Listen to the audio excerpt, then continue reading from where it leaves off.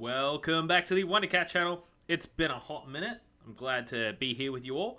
We are back at it again with some interesting talking points on our favorite format, and what better way to get back into the swing of things than by talking about 10 changes or things I'd like to see within Pauper. These aren't in any particular order, we're just running off with how things turned out in the script. So with that, let's just get into it with our first talking point, trait soup. Now, we see a lot of this with the CS, TS type things that have came out in the most recent sets. But the flexibility in these large scale sets and the archetypes lead to open-ended deck building, which is only good for the format. Certain archetypes that are limited by name or by Evo line specifically mean that they are hindered much more by the rarity system when it comes to deck building. A good example of this would be Gallantmon. Most Gallantmon cards that are good are of very high rarity. Because of this, not only can you not run a true Gallantmon top end, but it ruins a lot of the deck's inherent synergies. Like its egg caring specifically about the line card's name, or the vast majority of Guilmons interacting with Gallantmon or Takuto. We also have a great example of a traded version of this with BT25's new Tokomon, which states when attacking, if this Digimon has the TS trait, draw a card. We no longer care if it's a Guilmon, Growlmon, Gallant, whatever, or if it's a Patamon or any Digimon for that matter. As long as we have that trait, we're in business. I think that this kind of aggressive card draw on a egg like this, it's fair to be printed in each subsequent set. If there were to be a large-scale archetype, gatekeeping them behind one deck or one specific Evo line is very frustrating when it comes to deck building process. Number 2 is going to be Argomon support.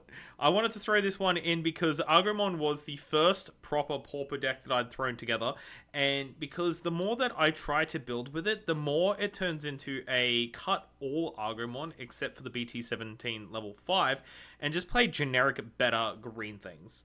Argomon 2 sees it's seen 2 sets of support that have been heavily outdated even now. Digisorption is a relatively useful mechanic, though has been absolutely nullified by the fact that both green and red decks are now generating insane amounts of value by swinging into enemy Digimon, meaning that leaving a body open to swing at is only detrimental to your game plan. BT17 support can be summed up by showing its level 4. I've harped on about this card multiple times. It's bad. It was bad when it was printed, and it's even worse now. I was hoping with the Data Squad starter deck set have come out recently that we would see a Rhythm Tamer printed, but no such luck. Even so, this deck struggles with basic value generation that would give even the jankiest of builds a run for their money. I love Argomon to death. The deck style and mechanics are amazing. It just needs a few more pieces to make them truly playable, whether it being constructed or Pauper. Top end pieces for number 3. It's no surprise that when we think about deck building, the top end is always the most expensive part, both gameplay and for your wallet. Your level 6s and 7s costing you an arm and a leg to purchase sometimes, depending on the meta. Sometimes you might get lucky and the deck that you play only uses super rares, leading to a much cheaper build. Doesn't bother us too much. But with this in mind, Pauper suffers significantly due to this. BT23 gave us some absolute bangers, but recently there's been very little, if any. I can't think off the top of my head if there's been any since BT23 that we've been able to build around, which has made building towards a top end relatively stale. Now, that's not to say that the format itself is, because I think it's very open-ended in what we can and can't play. I think the problem is that we can use new shells, and when splashing in relatively old cards as our level 6s, you end up with a rather lackluster piece in comparison. Seeing more level 6s printed in the common and uncommon rarity would be great, even if it were only 1 or 2 per set to help Theorycraft with. Number 4, a new yellow memory boost. This seems very interesting and kind of funny, but you gotta stick with me here. Yellow actually has more access to memory boosts than other colors, having reinforcing memory, impulse, and hacker pride. The unfortunate circumstances behind these cards though being, if you're not playing Pulsemon, impulse and hacker pride are practically useless outside banking 2 memory for a later turn, and reinforcing is limited to 1 since we follow the same constructed ban list. Having a generic yellow option any deck can use to some extent would be great, since purple has two excellent options with both Mist and Glaive Memory, and black having access to Pride Memory Boost, probably my favorite out of all legal memory boosts within the format. Number 5 being our own ban list. This one piggybacks slightly off our last point, but it's important to note that certain cards are only truly busted due to the nature in which they're played. A lot of the cards limited or outright banned for constructed wouldn't necessarily be problematic for most pauper decks due to the overall power level being so much lower. We see Argamon level 5 limited to 1 copy. This card could easily be removed, since our digging capabilities in Pauper is lower, and unless both players are stalling, you generally don't have 50 cards in your hand to shit out rookies for free on every swing. In saying that too, there's almost 0 cards in Pauper right now that can truly allow you to abuse unsuspending your level 6s to swing with them multiple times per turn, which is why this card's limited due to it not being a once per turn trigger. Having a playset of this specifically in Pauper wouldn't inherently break the deck strength, since our only valid level 6 Argo isn't even that great, and removal is actually rampant in this format since the game is slower. The fact its base power is 11k as well means that any 2-color deck running Heaven's Judgment clears this thing with little to no effort, and if it dies, swinging into Heaven's Insecurity as well. There's the argument that, again, it could be played in just as like a generic 4 of in every green list. But I've spent a good time thinking about it, and I really just don't think it's worthy of a playset inclusion just because it's a good card type deal. If I'm looking at a Rosemon deck or Terriermon, I'm going to want something that's easily searchable off its rookies or has synergy. Argo does not fit either criteria. A community-driven ban list would be incredibly hard to actually facilitate and properly enforce, though would be very efficient in weeding out overly strong decks, i.e. Titamon. Titamon's newest support gave BT11 Titamon an absolute field day. That deck just does not feel fair within this format. Oh my lord. This really falls into the Rule 0 type area, similar to Commander in MTG, where your playgroup is just agreeing to certain rules before sitting down and playing. Following the constructed ban list, whilst nonsensical for an entirely different format and meta, means that everyone has an understanding on what can and can't be played, even if said cards aren't justifiable. Number 6 is going to be our reprints and rarity changes. Ooh, interesting. Sometimes I think Digimon could do and should do rarity changes. Very often I hear about rares should be included due to how cheap they are, and that it would open up more consistent gameplay. It's like, it's not whether or not we want consistency, it's making consistency with what we have. Otherwise, we may as well just play constructed. That being said, I love the idea of downgrading certain cards in rarity when they're reprinted. Seeing a rare level 6 be reprinted as an uncommon would again open up certain deck builds without introducing a multitude of unnecessary or unwanted cards and combinations into the format. A good example of this would be the new Ultimate Brachiomon. This card is like basically BT15's Cannondramon on steroids. Like, when I first saw this, I was like, this is so cool. And then I was disappointed that it was a rare.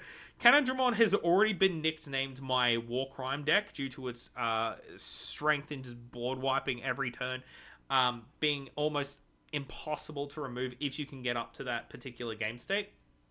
Though, Ultimate Brachio just seems like a stronger variation, but he's not nearly as aggressive. This card, in this day and age, could have been printed as an uncommon. That being said, let's leave him alone for now, since it is a new card to be that has going to be released, and it might be too power crept for this format. Let's look at an earlier example, Gallantmon. BT17's Gallantmon was a staple for constructed lists for quite a while now, and today it sees very little play, if at all, with its new support replacing it. It's a great aggro top-end piece that could be downgraded to be played within the format, since the nature of the deck has little to no true protection, since a lot of Gallantmon's stickiness comes from the X antibody in EX8. At the same time, he can be played with Red Deck's fantasy of swinging hard with high DP, blowing things up, all the whilst being easily removable. EX8's Bancho Golemon is a fantastic choice for a downgrade. The card has only one keyword, is basically a stat stick that only truly exists if your opponent has a large Digimon and can replace himself on deletion. Overall, an underwhelming card, and yet it's still a rare. I don't want to sit down and call for certain cards specifically, since this would be a whole other topic and video in itself, but I do think seeing higher rarity cards reprinted in lower rarities being a nice change up to the game in general. Magic does this a lot. Certain cards come in and out, or technically into the pauper format, because cards that were originally uncommon get printed in common, and you're like, oh my god. Point 7 is going to be Tamers. Most decks truly suffer due to their inability to combo off the same way as others because of the lack of Tamer support. Tamers are the backbone of most archetypes these days, being memory generators, card draw engines, allowing your board to even warp Digivolve, ignore Digivolution costs, the list goes on. These things are crazy. Certain archetypes not having access to their own Tamers, even just more generic Tamers, really makes them unplayable in this format. Battle NPC pulls a lot of weight in my lists, since it does almost everything you would want out of a generic tamer, except for the fact that it's just really slow to play with. It can cycle a card for you if your hand is full of level 3s, it can possibly allow you to free play that rookie at a later turn, but you've got to be in a losing position for that to even be an option. Please, Bandai, make more uncommon tamers. Stop printing them as rares and supers. It's making deck building so hard out here.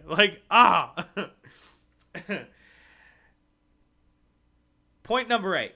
Foil treatment and to all our cards. There is one small cop-out, and I think it's a lot of what might turn people away from this format, is the fact that decks can look quite boring or bland.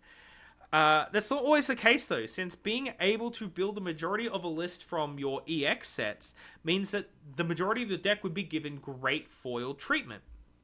Obviously, cost and price is a factor when it comes to playing card games and deck building, which is one of the amazing bonuses of a format like Pauper. Being able to spend pennies or literally nothing just going through bulk and building up an entire list and having something that is realistically playable, it's great, it's fantastic. At the same time, you've got Judge Foils, Game Day promos, Evo Cups. Digimon loves to throw promos. I should say Bandai, actually. Bandai just throws promos everywhere. It's crazy. A lot of these promos are foil versions of non-foil cards to try and entice people to go. But, Judge promos are less than $1 for a foil of a common that might actually be half decent in a deck for you. Might not even be playable anymore and constructed, who knows, I don't know.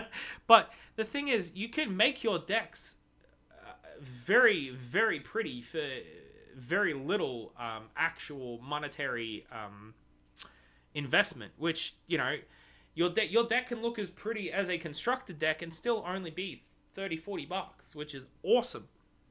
One of my favorite things about pre-releases is being able to pick up these pre-release promos, hoping to hit some tasty uncommons that we can throw into a deck to make it prettier. The Resurgence Booster and its successor, AD01, gave us regular foil reprints and gold-bordered reprints, which was an excellent way to help bump up the rarity of your decks, though it shouldn't be something that comes around every 3 years, and be extremely specific on what cards are being printed. If you're going to cost the same as most other high-quality TCGs, give us some true value in our packs outside bulk rares. If every pack had its own foil, or every second pack, every third pack, I don't know, but just put some more value into your boxes.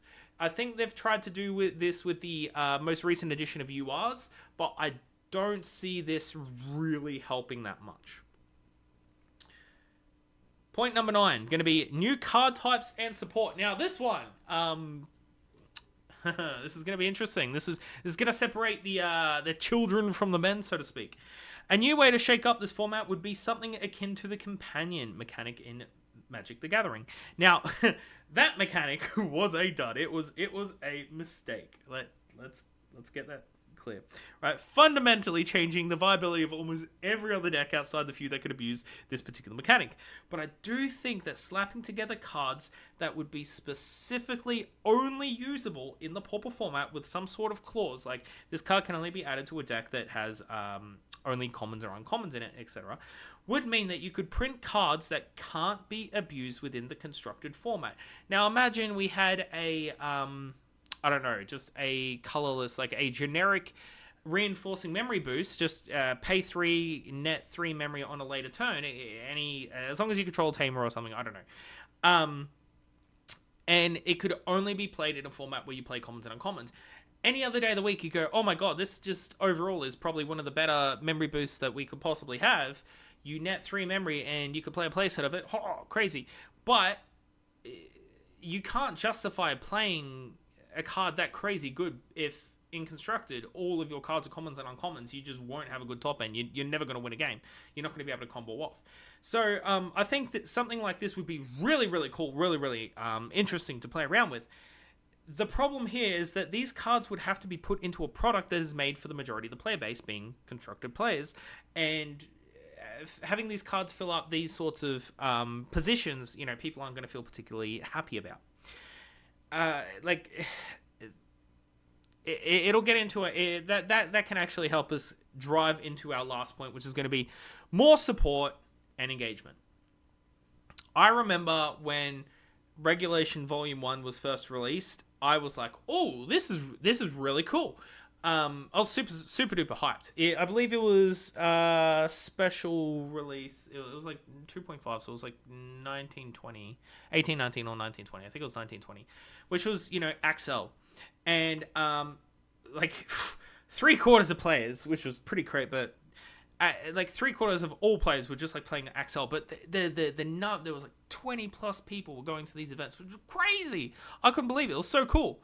For a pauper format, and like it's not something that I would want to see them do weekly, but in things like large scale events, regionals and stuff, I would love to see side events that are promoting it. Hey, we're gonna run a pauper event. First place wins, a box or something. I don't know, but something to help push the usage of low-costed and cheap cards, because I hate the idea of bulk cards going to waste. We spend so much money on this product to throw out 99% of it, and it's not right. But printing product that promotes different formats, like these cards I was talking about previously, has more or less been a success across multiple card games, from MTG and Commander, Yu-Gi-Oh! And its multitude of formats it's now playing. Oh god, I don't even know. We've got Grand Archive with Pantheon. It's all trying to bring alternate ways into enjoying not only the IP as a whole, but a new way to enjoy playing with our cards. All of this is to say that Digimon hasn't shown any major interest in actually promoting this format in any significant way, which is quite unfortunate. I do like the fact that they continued on with the regulation format where they would keep changing it, but why not just more pauper? We can hope that some of these problems are alleviated in future, though Digimon has been somewhat slow in changing its ways. To think the fact that it's been out for this long and they're only just introducing a new rarity. Crazy. But that's my 10 things I'd like to see for the future of the pauper format. I'd love to hear what your thoughts are, if I missed anything. These weren't in a particular order, as I stated. Just what I rattled off the top of my head as I was coming up with the concept of this video. Thank you all for watching, and I'll see you in the next WonderCat channel video. Ta-ta.